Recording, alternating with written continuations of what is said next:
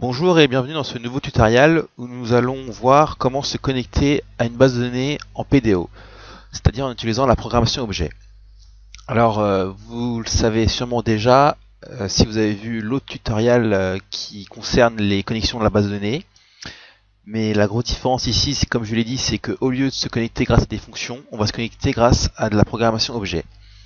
Alors pourquoi aujourd'hui il faut mieux utiliser PDO? Tout simplement parce que les fonctions qui permettaient de se connecter à la base de données telles que MySQL underscore connect vont bientôt disparaître. Alors pour commencer, il vous faudra WAMP pour travailler en local, créer une base de données. Donc ici vous pouvez reconnaître, j'ai pris la même structure que la base de données que j'utilisais pour le tutoriel connexion à une base de données avec des fonctions. La seule chose ici qui change, c'est le nom de la base de données qui s'appelle maintenant tuto BDD PDO.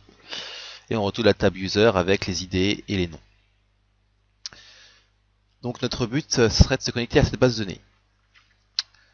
Donc aussi, il vous faudra aussi un fichier PHP. Donc ici, moi je l'ai appelé connect.php. Et une fois que vous avez tout ça, on peut y aller. Donc tout d'abord, la première chose qu'on va faire, c'est créer un tableau de configuration. Dans ce tableau, on va stocker toutes les informations liées à notre base de données. Donc d'abord, on va créer un tableau. Donc on va l'appeler config. Donc c'est un tableau.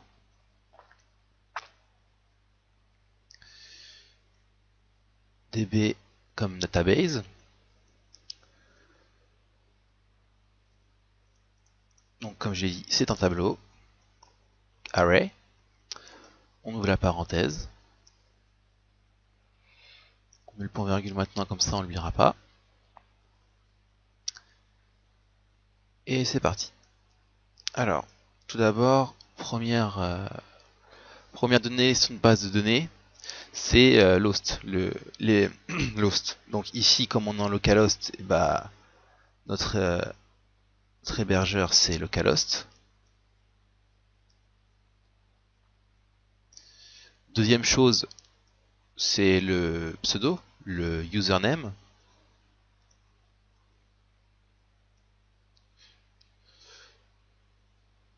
Ici, toujours en localhost, donc c'est root pour Windows et Mac. Ensuite, le mot de passe. Donc ici, comme je travaille sur Windows, j'ai pas de mot de passe, donc je laisse vide. Mais si vous êtes sur Mac, vous retapez root. Et enfin, dernier paramètre, dbname, dbname. Alors ici, pour moi, c'est tuto bdd pdo.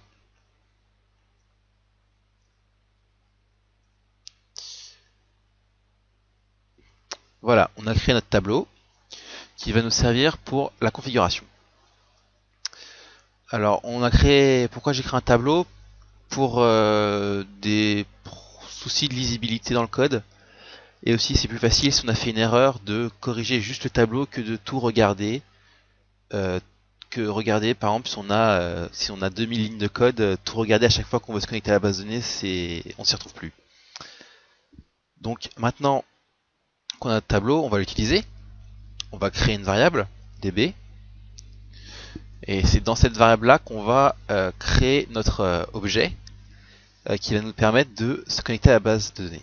Donc, on crée un nouvel objet, donc new, PDO,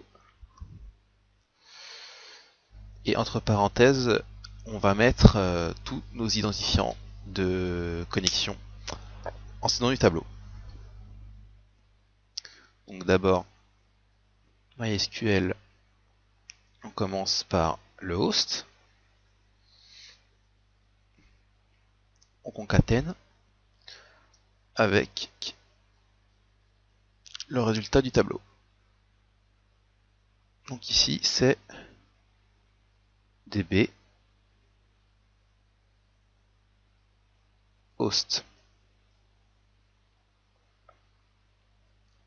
on continue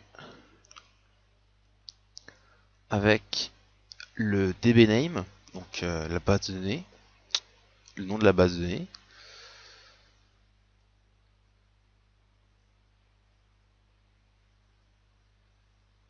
Ceci qu'on concatène à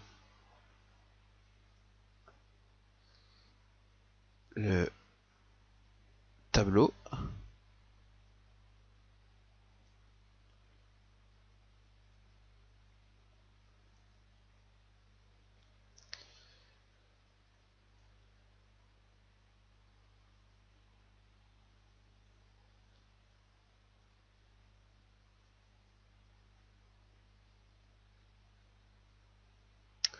Et enfin, les deux derniers paramètres qui sont le username et le pass, donc l'identifiant et le mot de passe. Et donc, comme les autres, on utilise le tableau.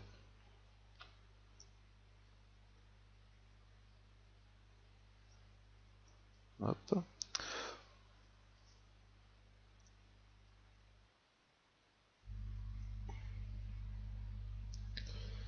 On va gagner du temps comme ça.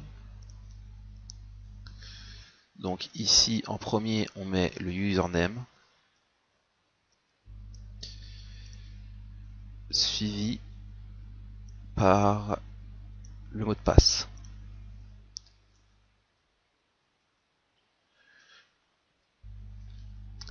Donc voilà, j'ai créé mon objet PDO qui va me permettre de se connecter. Donc là, pour ceux qui suivent, il y a une petite erreur ici. C'est un underscore, pas un tiret. On sauvegarde et on va tester. Si on obtient une page blanche à l'actualisation, c'est que on est bon. Donc voilà, j'actualise et page blanche. C'est-à-dire qu'il n'y a aucune erreur, le code ne contient aucune erreur. Donc voilà, vous êtes connecté à la base de données. C'est ici que s'achève la première partie de les connexions à base de données en utilisant PDO. Dans les prochains tutoriaux consacrés à PDO, nous reverrons les requêtes SQL, mais cette fois-ci exécutées grâce à PDO. Et c'est tout.